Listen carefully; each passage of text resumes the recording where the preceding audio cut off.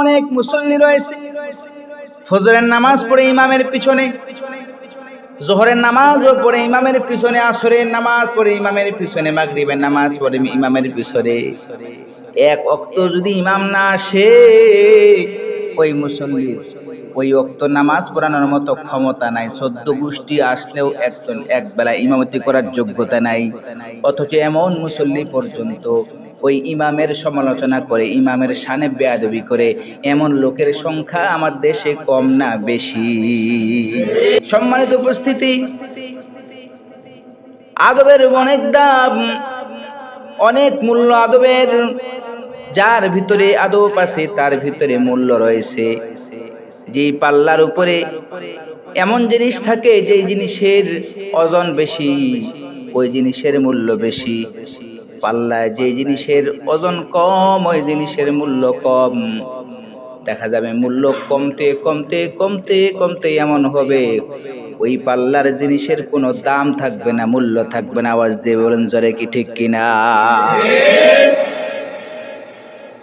তাই দামি হতে হলে নিজের ভিতরে আদব রাখতে হবে।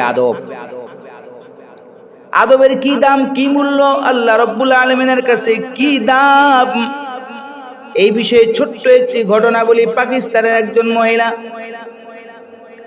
আল্লাহর বান্দি, সব সময় নামাজ আদায় করত, তাহাজ্জুদ পর্যন্ত করত,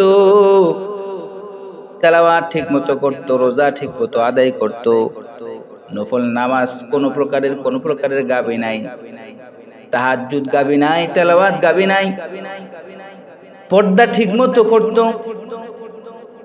হঠাৎ এই মহিলা মারা গেল।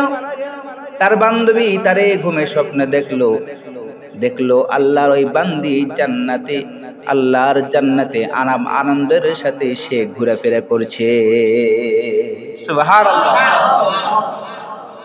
আল্লাহর বান্দি, যেই বান্দি স্বপ্নে দেখছে, এই বান্দি জান্নাতে ঘোরাফেরা করনেওয়ালা বান্দিকে জিজ্ঞেস করলো, বান্ধবী তুই তো আল্লাহ ওয়ালি ছিলি, নামাজ ঠিক মতো ছিল, তোর তাহাজ্জুদ ঠিক মতো ছিল, তেলাওয়াত ঠিক মতো ছিল, পর্দা ঠিক মতো করেছিস, তবে তোর কাছে প্রশ্ন হলো কোন আমলটা আল্লাহ রাব্বুল আলামিনের কাছে তোর প্রিয় হয়েছে?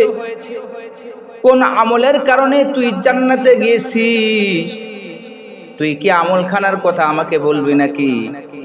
আল্লাহর বান্দি একটু চুপ হয়ে গেলেন, থেমে গিয়া বললেন, বান্ধবী রে, আমি তোরে বলছি আমার কোন আমলখানা আল্লাহর দরবারে কবুল হয়েছে, পছন্দনীয় হয়েছে।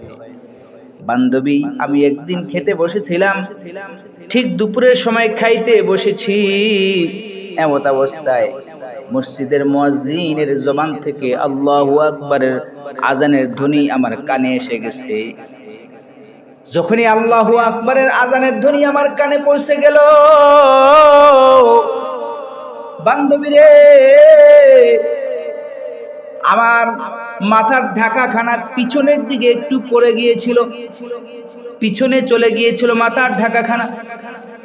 বান্ধবী রে, যখনই আমি আজানের আওয়াজ শুনলাম, মনে মনে ভাবলাম আল্লাহর ডাক আমার কানে আসতেছে, আর আমার মাথার উপরে ঢাকা থাকবে না, এটা বড় বেয়াদবি হয়। আমি সঙ্গে সঙ্গে আমার মাথার ঢাকাখানা উপরে উঠিয়ে দিলাম। আজকে কি অবস্থা দেখো, আমি মারা যাওয়ার পরে আল্লাহ রাব্বুল আলামিন আমারে ডাক দিয়া কয়, বান্দি রে, তুই যে আদবটা দেখাইছিলি আজানের সময়, তোর মাথার কাপড়ে ঢাকাখানা আমার প্রতি আদব লক্ষ্য করে, আদব করার কারণে তুই যে মাথার ঢাকাখানা তোর মাথার উপরে দিয়েছিলি, আমি রব্বুল আলামিনের কাছে তোর এই আদবখানা খুব বেশি পছন্দনীয় হয়েছে বলে আমি তোরে আজকে ওই আদবের কারণে জান্নাতি বানিয়ে দিলাম। সুবহানাল্লাহ। এই হলো সে আদব। আজকে সে আদব নাই। ছাত্র উস্তাদের সঙ্গে আদবের সঙ্গে মুআমালা করে না, সন্তান বাবার সঙ্গে আদব দেখায় না, কর্মী নেতার সঙ্গে আদব দেখায় না, উপরন্তু মুসলমানেরা পর্যন্ত আলেমদের সঙ্গে আদব দেখায় না, শুধু বেয়াদবি করে। যারা বলেন ঠিক কিনা? এমন অনেক মুসল্লি রয়েছে ফজরের নামাজ পড়ে ইমামের পিছনে, জোহরের নামাজও পড়ে ইমামের পিছনে, আসরের নামাজ পড়ে ইমামের পিছনে, মাগরিবের নামাজ পড়ে ইমামের পিছনে, এক ওয়াক্ত যদি ইমাম না আসে ওই মুসল্লির ওই ওয়াক্ত নামাজ পড়ানোর মতো ক্ষমতা নাই। 14 গোষ্ঠী আসলেও একজন এক বেলা ইমামতি করার যোগ্যতা নাই। অথচ এমন মুসল্লি পর্যন্ত ওই ইমামের সমালোচনা করে, ইমামের শানে বেয়াদবি করে, এমন লোকের সংখ্যা আমার দেশে কম না বেশি? লজ্জা করার দরকার এই সমস্ত মুসল্লিদের। আদব উঠে গেছে, যার কারণে দাম কমে গেছে। আদব যদি চলে আসে, দাম আমার আপনার বেশি হয়ে যাবে। তাই আদবের প্রতি খেয়াল রাখতে হবে। রাখবেন তো ইনশাআল্লাহ?